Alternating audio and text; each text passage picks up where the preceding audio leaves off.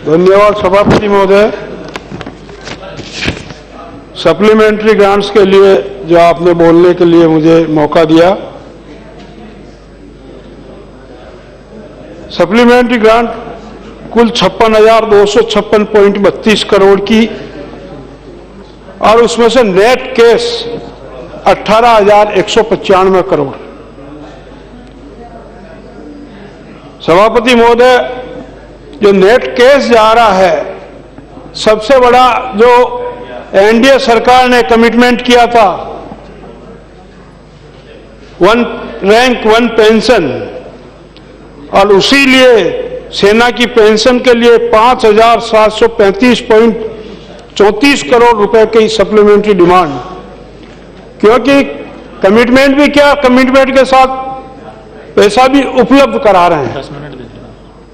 और इसी 2012-13 में 3,863.71 करोड़ रुपए सेना की पेंशन के लिए जो कमिटमेंट किया एनडीए गवर्नमेंट ने, माननीय मोदी जी ने, उसको पूरा करने के लिए यह सप्लीमेंट्री मांगी गई। सभापति महोदय, मेरा आपसे जो एनडीए गवर्नमेंट का कमिटमेंट है नॉर्थ ईस्ट के लिए, इस सप्लीमेंट्री ग्रांट में 600 करोड़ रुपया नॉर्थ ईस्ट के लिए और मांगा गया है। 300 करोड़ स्वच्छता मिशन के लिए और 300 करोड़ वहां पे सड़कों के लिए। क्योंकि आज तक नॉर्थ ईस्ट जो रीजन है वह उपेक्षित रहा और इसी वजह से वहां डेवलपमेंट नहीं है। और उसके महत्व को देखते हुए सरकार ने वहां पे कोई संसाधन की कमी न हो, उस हिसाब से यह प्रोविजन किया गया है। स्वच्छता और पेयजल के लिए 5,092 करोड़ रुपए, उसमें से नेट आउट को जो है 2,155 करोड़ रुपया और 541 करोड़ रुपया राष्ट्रीय ग्रामीण पेयजल के लिए।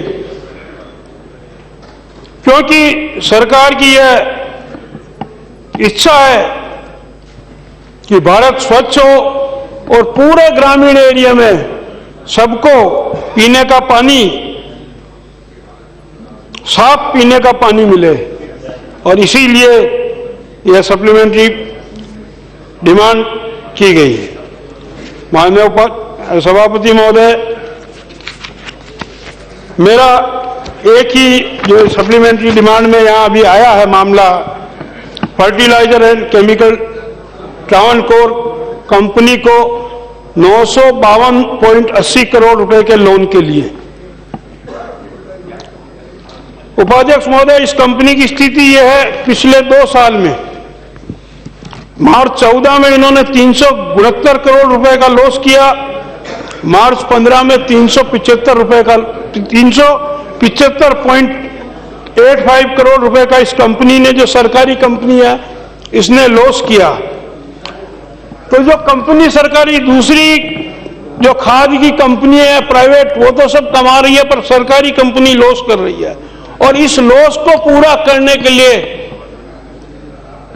सेंट्रल गवर्नमेंट इसको पैसे दे रही, मेरा जो सहायता दे रही है, मेरा आपके माध्यम से यही आग्रह है कि कुछ न कुछ ऐसा किया जाए कि ये जो सरकारी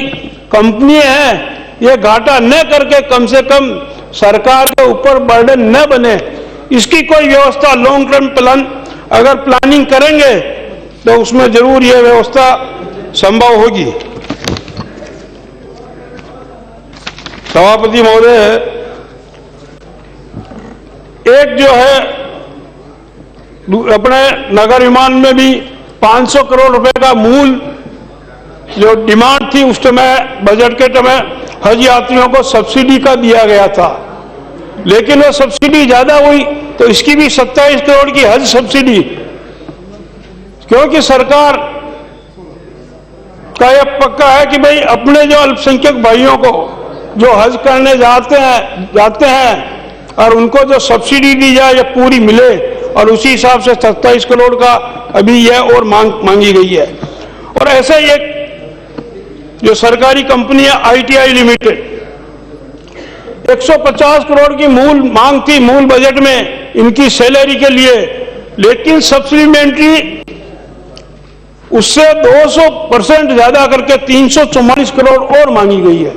तो ये कैसा, इसका भी कुछ न कुछ कि कंपनी या सरकारी कंपनी सरकार पे भार न बने, और जिस हिसाब से प्राइवेट कंपनी अपने आप में कमा दे रही है, जो अर्निंग कर रही है, सरकारी कंपनियां भी उसी तर्ज पे कमाना शुरू करें ताकि गवर्नमेंट को और कुछ न कुछ फंड वहां से मिले तो गरीबों की दूसरी योजनाओं के काम में आ सके। सभापति महोदय, मैं अब और एक सबसे बड़ा जो इसमें सप्लीमेंट्री मांगा है कि सरकार की इच्छा, मोदी की इच्छा है कि हर खेत को सिंचाई का पानी मिले, और इसीलिए 2500 करोड़ रुपए जल संसाधन में अभी सप्लीमेंट्री के लिए मांगा है, जो एक बहुत बड़ी उपलब्धि है कि किसानों के लिए सबको खेत में पानी मिले, इसके लिए यह व्यवस्था की है। महोदय जी, मैं आपके माध्यम से माननीय वित्त मंत्री जी के ध्यान में लाना चाहता हूं कि 1 अप्रैल 2007 से CST को कम करने के लिए बात शुरू हुई, और उसमें जो एक एम्पावर्ड कमेटी बनी थी सरकार की, उसने भी तय किया कि भाई धीरे धीरे CST, क्योंकि GST आने वाला है, पर जैसा अभी स्थिति लग रही है GST कब आएगा क्या नहीं मालूम, लेकिन CST को कम किया गया। इसके कारण राज्य सरकारों को जो लॉस हो रहा था उसके लिए एम्पावर्ड कमेटी राज्य सरकार की और सेंट्रल गवर्नमेंट ने आपस में मिलकर तय किया था कि भाई जो भी राज्य सरकारों को लॉस होगा इसके वजह से उसको सेंट्रल गवर्नमेंट कंपनसेशन करेगी। राजस्थान में जो CST का जो कंपनसेशन 2012-13 तक, 2010-11 से 12-13 तक तो कमिटमेंट हो गया, लेकिन 13-14 का 1117 करोड़ और 14-15 का 951 करोड़ जो CST की वजह से वहां घाटा हुआ, और उसका जो कंपनसेशन सेंट्रल गवर्नमेंट से मिलना था वह नहीं मिला। अभी तक उस पर कोई निर्णय नहीं हुआ। तो मेरा आपके माध्यम से ही है कि यह फंड भी जो CST कंपनसेशन के हैं जो स्टेट गवर्नमेंट्स को रिलीज किए जाए। एक मेरे जो पहले भी मैंने पिछली बार भी मांग में उठाया था कि माननीय अटल जी जब प्रधानमंत्री थे और वस्त्र टेक्सटाइल इंडस्ट्री मुश्किल में जूझ रही थी, तो उन्होंने अपग्रेडेशन करने के लिए टपकी स्कीम चलाई थी।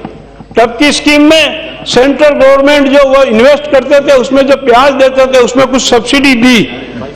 परंतु अभी यह सरकार से वो सब्सिडी पूरी नहीं मिल रही है। मेरा आपके माध्यम से यह है कि जो टपकी स्कीम में जिन जो भी एलिजिबल सब्सिडी है उन सबको दिए जाए। और एक अभी जो चर्चा चल रही, माननीय वित्त राज्य मंत्री जी भी यहाँ बैठे हैं, मेरे लोकसभा क्षेत्र में 15 मार्च को जबरदस्त ओलावृष्टि हुई और वह सारी फसल नष्ट हो गई, किसानों की अफीम की फसल नष्ट हो गई, और उस अफीम की फसल नष्ट होने से वो सरकार को अफीम नहीं दे सके, और उसके कारण उनके जो पट्टे, एक तरफ तो फसल नष्ट हो गई और दूसरी तरफ उनके पट्टे भी निरस्त हो रहे हैं। मेरा आपके माध्यम से यही आग्रह है कि वो पट्टे वापस उनको मिले, क्योंकि उसमें केवल जो सरकार के उसमें जो बरसात की ओलावृष्टि की वजह से फसल नहीं थी। और एक और जो अभी बात है कि किसान क्रेडिट कार्ड, इसमें किसान फसल के लिए लोन लेता है और जैसा ही फसल आती है उसको चुका देता है और वापस नया लोन लेने का एलिजिबल हो जाता है। लेकिन अभी जो स्थिति हो रही है, जो